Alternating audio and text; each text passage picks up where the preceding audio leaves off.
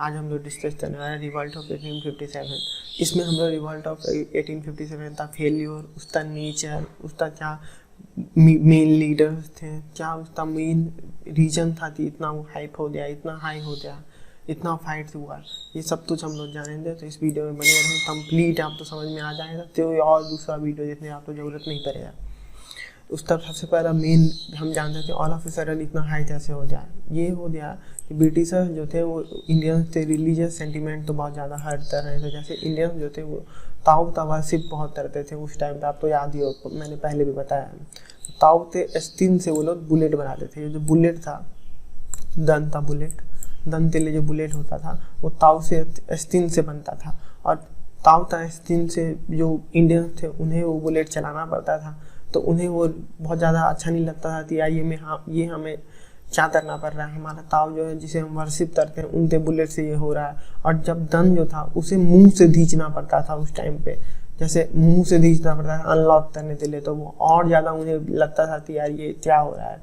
तो वो उन्हें ये बहुत ज़्यादा रिलीजियस सेंटिमेंट हर्ट किया। पहला तो ये रीजन है। दूसरा, अप्रॉक्स 1958 से 1857 के बीच में ब्रिटिशर्स जो हैं वो बहुत ज़्यादा हार्म करने लग गए थे इंडियन पीपुल। तो इंडियन पीपुल भी अब ब्रिटिशर्स के अगेंस्ट खड़ा होना, स्टैंड लेना शुरू कर दिए।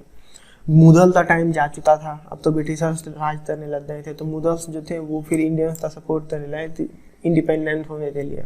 ब्रिटिशर बहुत सारा बेटरमेंट भी करने तो सीखते हैं, पर इंडियंस उसे हमेशा नेटिव सेंस में ही लेते रहे। जैसे वो इंग्लिश मीडियम में स्टडी लाए तो यही बेस्ट वे है, वो यही बोलते लाए तो ये बेस्ट वे ऑफ स्टडी है। पर इंडियंस तो लात ये नेटिव सेंस में ये हमारे कल्चर तो इफेक्ट कर रहा है, करेगा, मतलब वही ला इंडियंस तो उनका कल्चर इफेक्ट हो जाएगा।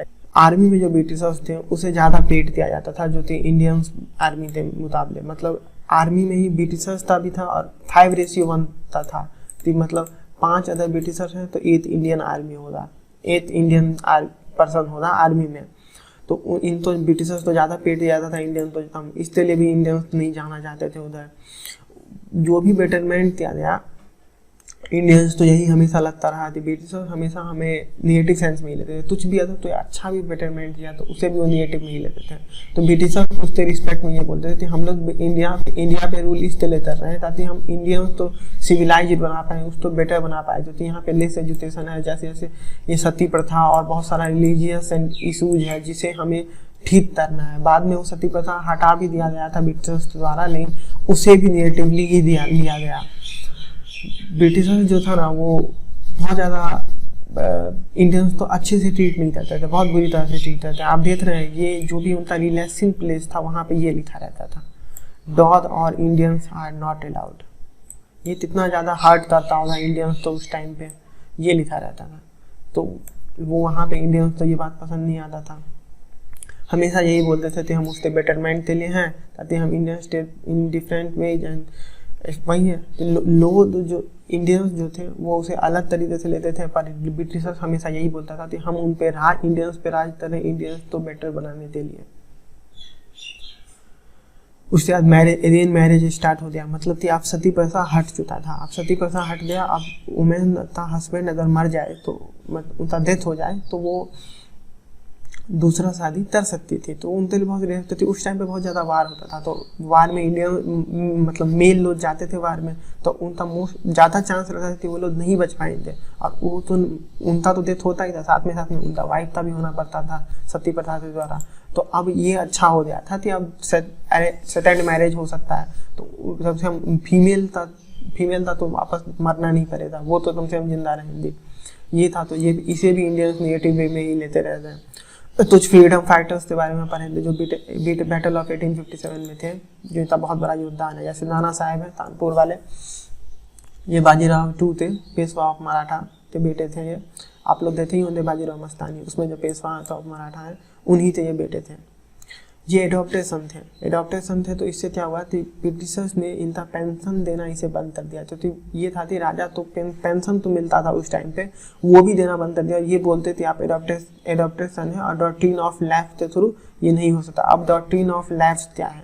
डॉक्ट्रिन ऑफ लैप्स ये है कि जो भी राज्य में राजा का अपना बच्चा नहीं है और वो एडॉप्ट किया हुआ है बच्चा, तो वो जो एडॉप्टेड बच्चा है वो उसको उसका राज्य नहीं मिलेगा और वो राज्य ब्रिटिशर्स के पास चला जाएगा। अगर एडॉप्टेड बच्चा है तो, अगर अपना बच्चा है तो फिर मिल जाएगा उसको, नहीं अगर एडॉप्टेड बच्चा है तो वो राज्य ब्रिटिशर्स के कंट्रोल में चला जाएगा, उसके एडॉप्टेड सन के कंट्रोल में नहीं जाएगा। ये ब्रिटिशर्स ने इसलिए बनाया था कि वो ज़्यादा से ज़्यादा चीज़ें ऑक्युपाई कर पाएँ, ज़्यादा से ज़्यादा पे उनका कंट्रोल बन जाए, इसलिए ये रूल लागू किया गया था। तो एडॉप्टेड सन थे तो इनका पेंशन बनता गया। तो ये दिल्ली लखनऊ बहुत ज़्यादा ट्रैवल करने लग गए, लोगों तो इकट्ठा करने दे लेते, हमें इस रिवॉल्ट में 1857 के रिवॉल्ट में पार्ट लेना है और अच्छे से पार्टिसिपेट करना है और ब्रिटिशर्स को हराना है। रानी लक्ष्मीबाई, उनका जो बेटा था आनंद राव, उनके जो बेटे थे आनंद राव, वो भी एडॉप्टेड सन थे ये डॉक्ट्रिन ऑफ लैस्ट के थ्रू ही। तो उन्हें भी उनका जो पूरा किंगडम था वो कैप्चर कर लिया गया था ब्रिटिशर्स के द्वारा। तो उनके बच्चे तो भी पूरा ऑथोराइज नहीं मिल पाया। उनके जो हस्बैंड थे उनका नाम था गंगाधर राव। तो डॉक्ट्रिन ऑफ लैस्ट के थ्रू इनके जो बच्चे थे आनंद राव, उन्हें भी राज्य नहीं मिल पाया। ये रानी लक्ष्मीबाई है, उन्हें भी इनका राज्य नहीं मिल पाया और वो पूरा राज्य ब्रिटिशर्स ऑक्युपाई कर लिया। अब आए तात्या तोप, ये है तात्या तोप, ये जनरल ऑफ नाना साहब के बारे में हमने अभी पढ़ा ना, उन्हीं के जनरल थे ये फाइट किए थे फोर्ट ऑफ ग्वालियर के लिए, ये लोग ये फाइट किए थे। इसमें यही बताए थे कि ब्रिटिशर्स और इंडियंस का रेशियो 5:1 है। मैंने पहले ही डिस्कस कर लिया। ये रिवॉल्ट जो था 1857 था, ये एक्चुअली स्टार्ट हो गया था 10 मई 1857 से। दिल्ली मेरठ से शुरू हुआ, फिर दिल्ली पे गया और फिर ये नॉर्थ पार्ट में, सिर्फ इंडिया का जो नॉर्थ पार्ट था उस पार्ट में ही गया, बाकी दूसरे पार्ट में ये इतना फैला नहीं, क्यों कम्युनिकेशन इतना अच्छा नहीं था। ब्रिटिशर्स के पास कम्युनिकेशन अच्छा था, रेलवे था उनके पास, तो वो पोस्ट ऑफिस भी यूज कर रहे थे वो लोग, तो उनके लिए बहुत इजी रहा, मतलब आसान रहा रिवॉल्ट ऑफ 1857। लेकिन इंडियंस लोग का कनेक्टिविटी बहुत कम था, इस वजह से भी दिक्कत हो गया।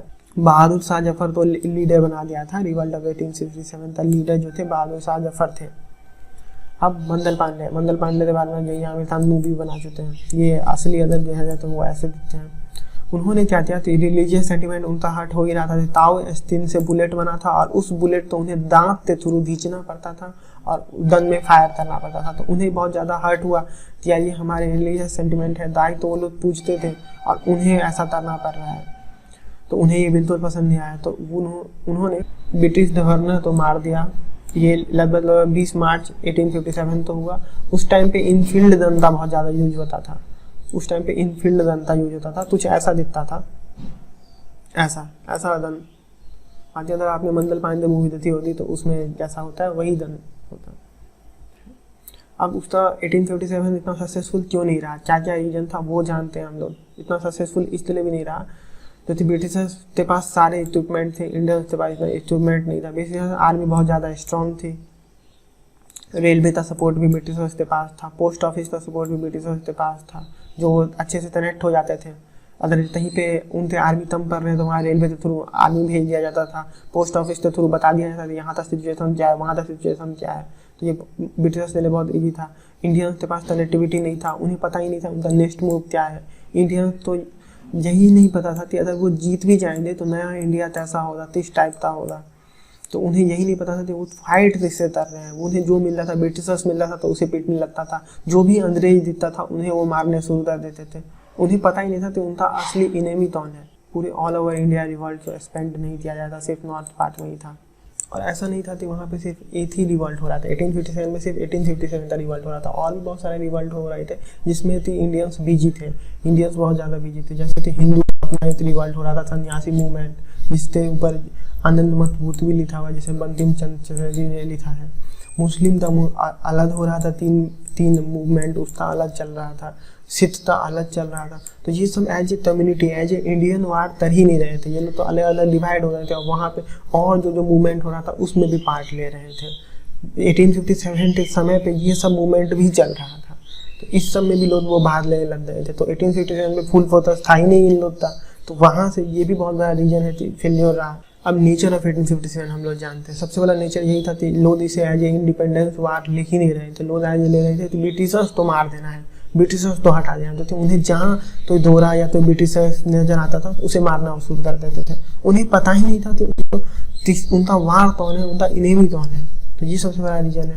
तो बाद में जब ब्रिटिशर्स था नेचर ऑफ 1857 जानने के लिए गवर्नर जो है वो बहुत सारे राइटर्स तो अपॉइंट किए, तो ये सब अपना अपना आर्टिकल राइट किए। जैसे बी डी सवारकर ने लिखा ये न्यूज़पेपर, एसएन शान में ये लिखा, और तीनों तरह अब ये रहा, तीनों तरह अपना अपना इन्होंने लिखा। उसके बाद राजा राम मोहन राय जो था इनका बहुत बड़ा योगदान था। तो उस टाइम पे जो थे ये इंग्लिश सपोर्टर थे, इंग्लिश मतलब सपोर्ट, ऐसा नहीं कि ब्रिटिशर्स थे सपोर्टर थे, इंग्लिश मीडियम स्टडी थे सपोर्टर थे। तो वो भी यही मानते थे कि इंग्लिश मीडियम बेस्ट मीडियम है पढ़ने के लिए। लेकिन तब इंडियन कल्चर तो ये लगता था कि वो इंडियन कल्चर के खिलाफ है। तो उस वजह से वो, लेकिन वो सोसाइटी के अगेंस्ट भी खड़े हुए थे, नहीं हमें होना चाहिए सोसाइटी के अगेंस्ट। इस तरह भी वुमेन का जो स्थिति था उसे ठीक करने के लिए भी वो सोसाइटी के अगेंस्ट खड़े हुए। तो इनका बहुत उस टाइम पे बहुत बड़ा योगदान था। तो अभी हमने सारा पढ़ लिया, आप तो उम्मीद है सब समझ में आ जाएगा, कहीं तो दिक्कत नहीं हुआ, सब समझ में आ गया ना। सब रिवॉल्ट ऑफ 87 था, आप तो क्यों हुआ, ऑल ऑफ ए सडन कैसे हुआ ये पता चल गया। आप तो इंडियन कैसे ट्रीट होते थे उस टाइम पे वो पता चल गया। आप तो बैटल पता चल गया, मेन फ्रीडम फाइटर्स पता चल गए, नाना साहेब पता चल गए, आप तो रानी लक्ष्मीबाई पता चल गया, आप तो मंगल पांडे के बारे में अच्छे से पता चल गया। आप तो फेल्यूर 1857 तक क्यों हुआ था वो अच्छे से आपको समझ में आ गया। ठीक है, अब और कौन से मोमेंट चल रहे थे 1857 के जगह पे वो सब भी है, सबका नाम भी आप देख लिया, हो सकता है पूछा जाए, इसमें भी मैंने लिख दिया है। नेचर ऑफ 1857 आप तो समझ में आ गया, राजा राम मोहन राय। चलिए तो अच्छे से समझ में आ गया ना। इस तो एक बार नोट्स बनाइए, अच्छे से लिखिए, रिवाइज करिए, 1-2 बार पढ़िए, आप तो अच्छे से समझ में आ जाएगा। कोई दिक्कत नहीं रहेगा उसके बाद। तो याद नहीं करना है, हमें समझना है। ठीक है, थैंक यू।